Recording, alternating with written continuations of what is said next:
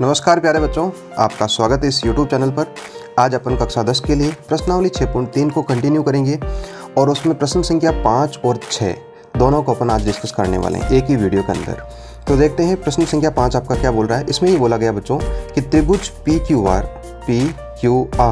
की भुजाओं PR और QR पर क्रमशः बिंदु S और T आपका इस प्रकार स्थित है कि कोण P जो है वो आपका कोण RTS के बराबर। कहने का मतलब बच्चों ये वाला जो कोण है इस कोण के बराबर है और अपन को दर्शाना है कि त्रिभुज RPQ समरूप त्रिभुज RTS। कहने का मतलब RPQ जो त्रिभुज है वो RTS के क्या है, समरूप है। ये अपन को क्या करना है, सिद्ध करना है।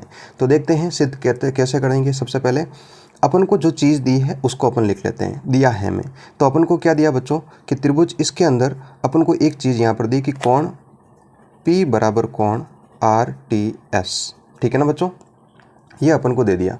अब उसके बाद में अपन सिद्ध करना है। तो मुझे क्या सिद्ध करना है, मुझे ये सिद्ध करना है कि त्रिभुज RPQ समरूप है त्रिभुज RTS के।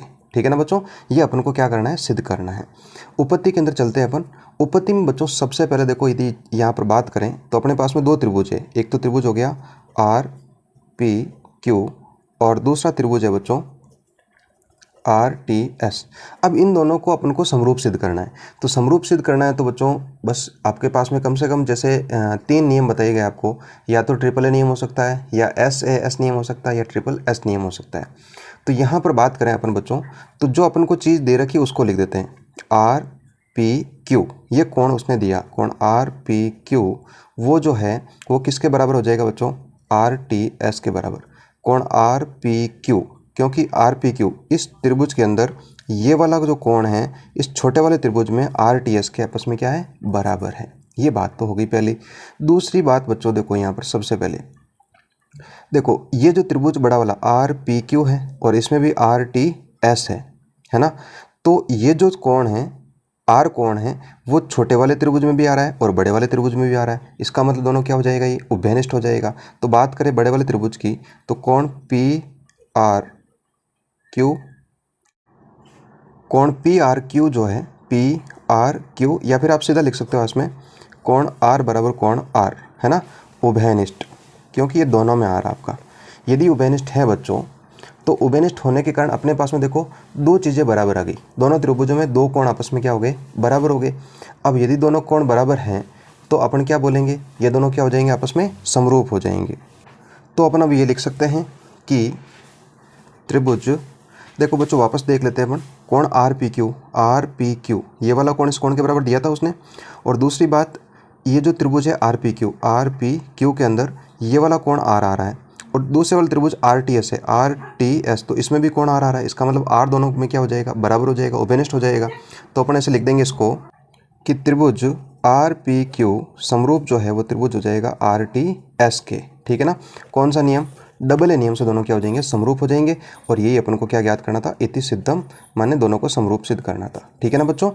तो अगला क्वेश्चन देखते हैं, क्वेश्चन नंबर 6 देखते हैं। तो क्वेश्चन नंबर 6 में देखो बच्चों आपको ये बोला गया है कि आकृति में यदि त्रिभुज ABE और त्रिभुज ACD दोनों क्या दे दिए बच्चों, सर्वांगसम दे दिए। सर्वांगसम का मतलब समझते हो बच्चों, सर्वांगसम का मतलब यह है बच्चों कि यदि कोई भी दो त्रिभुज सर्वांगसम है तो उनके संगत भुजाएं बराबर होगी और संगत कोण आपस में क्या होते हैं, बराबर होते हैं। तो ये दे दिया आकृति के अंदर त्रिभुज ABE कहाँ है, ABE, देखो ये त्रिभुज AB और E है ना। और दूसरा ACD, AC और D, ये दोनों आपस में क्या है बच्चों, सर्वांगसम है। तो यहाँ पर लिख देते हैं त्रिभुज ABE सर्वांगसम त्रिभुज ACD हैं। तो अपन को दर्शाना है बच्चों, माने सिद्ध करना है ADE समरूप होगी त्रिभुज ABC के। कहाँ है ADE है ना, और ABC AB और C, ये पूरा त्रिभुज और ये छोटा वाला त्रिभुज, इनको क्या करना है, समरूप करना है। तो बच्चों देखो अब सबसे पहले उपपत्ति के अंदर अपन ये जो त्रिभुज दे रखा है, ये जो अपन को दिया है उसके बारे में बात करते हैं कि त्रिभुज ABE सर्वांगसम त्रिभुज ACD। तो मैं ये लिख सकता हूँ कि सर्वांगसम त्रिभुजों की संगत भुजाएं समान होती हैं। यदि संगत भुजाएं आपस में समान होती हैं तो अपन क्या लिखेंगे बच्चों, ए बी, ये इसका ए बी और ये इसका ए सी, ये दोनों आपस में बराबर हो जाएंगे। इसी प्रकार से एक ए और ए डी है ना, ये भी आपस में क्या हो जाएंगे, बराबर हो जाएंगे। ठीक है ना। तो अब अपन यहाँ से क्या लेंगे बच्चों, ये ए बी बटा ए सी है ना, इसको देखो इस प्रकार लिख रहा हूँ मैं, ये ए बी लिख दिया, ए सी को बच्चों यदि मैं इसके नीचे लिखूंगा तो ए सी बराबर क्या बचेगा बच्चों, 1 बचेगा।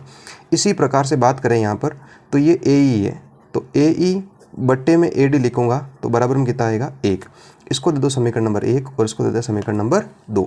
तो अपन क्या लिख सकते हैं, यहाँ पर लिख सकता हूँ मैं यहाँ पर कि समीकरण 1 व 2 से बच्चों ये भी 1 के बराबर है, ये भी 1 के बराबर है, तो क्या हो जाएगा, ए बी बटा ए सी बराबर ए ई बटे ए डी। इस प्रकार से हो गया। अब अपन बात करते हैं बच्चों जो त्रिभुज अपन को समरूप करना है, एक कौन कौन सा त्रिभुज है, एक तो ए डी, त्रिभुज ए डी ई व त्रिभुज ए बी सी में। अब इसको समरूप करने के लिए बच्चों सबसे पहले क्या करेंगे, ये देखो अनुपात आ रखा है, ये अनुपात अपने काम आएगा, ए बी बटे ए सी और ए ई बटे ए डी। पुनः देख लेते हैं, एक तो त्रिभुज आपका ए डी छोटा वाला और एक त्रिभुज आपका पूरा वाला, तो ए ई, इसका ए ई और इसका आपका कौन सा हो जाएगा, ए डी है ना। तो अपन यहाँ से थोड़ा सा इसको चेंज कर देते हैं यहाँ से, या फिर इसी को यहाँ बदल देते हैं, इस प्रकार बदल सकते हो, ए बी के नीचे आप ए ई लिख सकते हो और ए सी को यहाँ लिख देंगे। ठीक है ना। तो अपने पास में ये पहली बात तो आ गई, भुजाओं का अनुपात बराबर है। फिर देखो बच्चों त्रिभुज ए डी ई और त्रिभुज ए बी सी दोनों के अंदर आपका कोण ए आ रहा है, तो यहाँ पर लिख दूंगा कोण ए बराबर कोण ए है ना। तो दोनों क्या हो जाएंगे, आपके उभयनिष्ठ हो जाएंगे। अब दोनों उभयनिष्ठ हो जाएंगे, इसका मतलब दोनों त्रिभुज क्या हो जाएंगे बच्चों, समरूप हो जाएंगे। त्रिभुज ए डी ई समरूप त्रिभुज ए बी सी, और नियम हो जाएगा बच्चों एस ए एस। तो इस प्रकार से बच्चों ये आपका क्वेश्चन सॉल्व होता है। आशा करता हूँ कि ये क्वेश्चन आपको समझ में आया होगा। बच्चों देखो यदि आप डायरेक्ट इसी क्वेश्चन को देख रहे हो तो समझ में आने वाला नहीं है ना, क्योंकि इससे पहले आपको समरूपता के नियम पता होने चाहिए, और इसका क्वेश्चन नंबर 1 से आप जब स्टार्ट करोगे तब आपको अच्छे से समझ में आएगा। ठीक है ना बच्चों। तो मिलते हैं नए वीडियो में, तब तक के लिए धन्यवाद। जय हिंद, जय भारत।